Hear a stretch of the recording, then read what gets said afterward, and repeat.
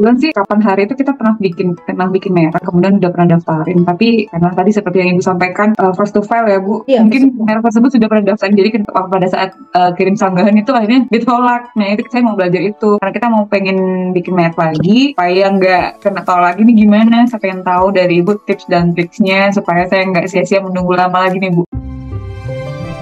Benchmark.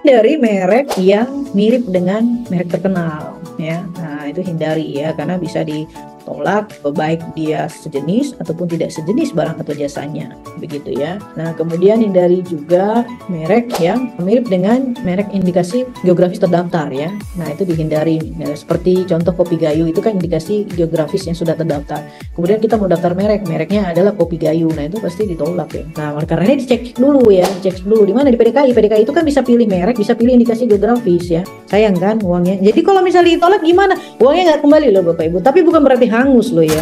Banyak yang bilang tuh hangus ya Bu, enggak hangus gitu loh. Nomornya masih bisa kita gunakan untuk kita mengajukan upaya hukum ya. Itu kita mengajukan upaya hukum. Tanggahan jika ada keberatan, tanggapan jika ada usul tolak, ataupun banding jika ada tolak tetap ya. Nah, jadi kalau kita dapat usulan penolakan, jangan ajukan banding ya, karena nanti bandingnya prematur. Tapi kita ajukannya tanggapan. Kalau kita dapat tolak tetap, baru kita mengajukan banding kurang dari 90 hari kerja. Jadi itu dicek. Oleh karena itu penting akun merek itu kita pegang ya. Karena di situ ada tanggal surat-surat korespondensi dari JKI yang harus kita cek tanggalnya gitu loh. Kalau kita nggak cek ya bisa jadi kita sudah gugur ya. Upaya hukum yang harus kita bisa lakukan ya nggak bisa, karena sudah formalitasnya sudah tidak terpenuhi, waktunya sudah lewat begitu ya. Kemudian hindari merek meniru merek pihak lain gitu ya. Misalnya itu kita tahu nih di suatu daerah nih udah laku nih mereknya apa, udah laku barangnya, tapi kita cek karena kita tahu tentang merek ya, kita cek di PDKI udah daftar nih gitu kan. Wah, ini kita daftarin aja nih. Ada etika tidak baik di situ ya, supaya dia bisa melarang dia beli merek ke kita. Itu nggak boleh ya, itu nanti kan ditolak ya, karena etika tidak baik. Kalaupun misalnya terkabulkan gitu ya, terbit sertifikatnya, ya ada potensi gugatan pembatalan merek ya. Dia bisa membuktikan nanti first to use-nya, dia bisa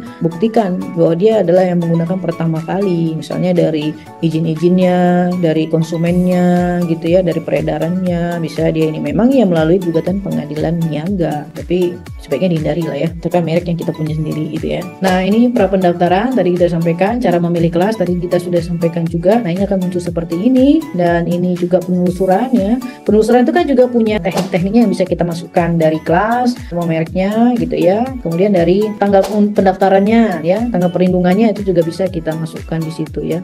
Nah, ini contoh penelusurannya seperti ini. Ini misalnya range kelasnya kelas 5 gitu ya. Nah, nanti perlu diantisipasi ya, kelas-kelasnya itu yang beda tapi dia dinilai sejenis ya.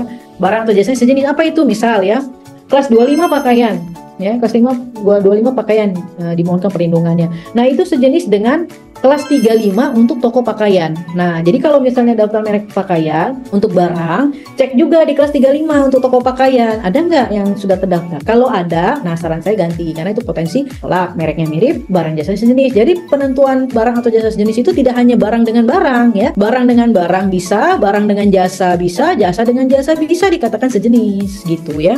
Nah, itu jadi harus dilihat. Oh, ternyata daftar merek itu harus pakai konsultan HKI. Kalau kita nggak bisa orang sembarangan begitu ya. Iya, jadi daftar merek itu kalau kita nggak punya waktu, kita nggak paham, kita bisa menggunakan kuasa. Kuasanya siapa? Konsultan HKI yang terdaftar resmi di DJKI. Jadi kalau pakai konsultan nanti nama dia muncul di PDKI. Nama pemiliknya misalnya Ibu Ika gitu ya. Nah, di bawahnya itu kan ada konsultan tuh, nama konsultan. Muncul nama konsultannya di situ. Nah, jadi bisa dimintai pertanggungjawaban. kalau misalnya diusul tolak, buat tetap atau keberatan atau bahkan terbit sertifikat, nah itu semuanya akan dikasih tahu konsultannya karena masuk ke akun konsultannya. Ini yang penting ya. Ketika kita mendaftarkan merek, semua sekarang sudah elektronik Bapak Ibu ya. Jadi kita bikin akun merek. Kalau konsultan dia punya akun mereknya sendiri. Nah kalau Bapak Ibu daftar dengan biro jasa yang bukan konsultan, dia bikinkan akun merek. Nah sekarang pertanyaan, akun mereknya tahu nggak? Nah kemarin yang kontak saya itu, saya tanya, Bapak tahu ada akun mereknya? Enggak. Dikasih tahu nggak akun merek? Enggak. Terus bagaimana ngeceknya? Saya tanya aja. Ya tanya aja terus gimana? Belum dijawab-jawab. Nah ya kan sulit. Akhirnya rugi Bapak Ibu sendiri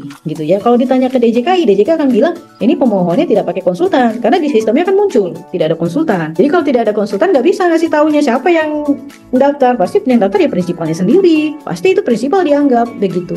Tapi kalau ada konsultannya, DJKI bisa membantu. Oh konsultannya ini karena ada database konsultan, ya kan?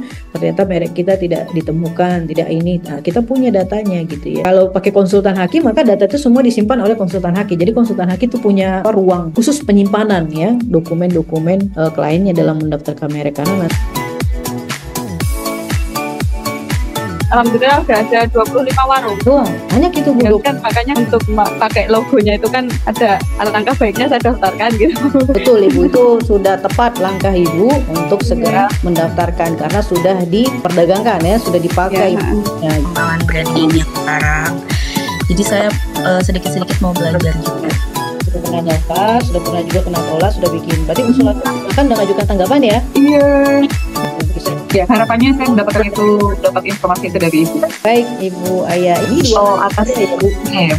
Nah, dua hal yang beda ya, penggunaan dengan kepemilikan ya. Jadi iya benar-benar. Iya, dengan kepemilikan. Kalau Ibu mau menggunakan saja boleh, tapi tidak ada perlindungannya. Merek yang ketika saya lihat di portal DJK itu sebetulnya persamaan pada pokoknya itu sebetulnya mirip, tapi dia mereknya tetap diterima. Bukan nanti ilmunya bisa Ibu praktekkan.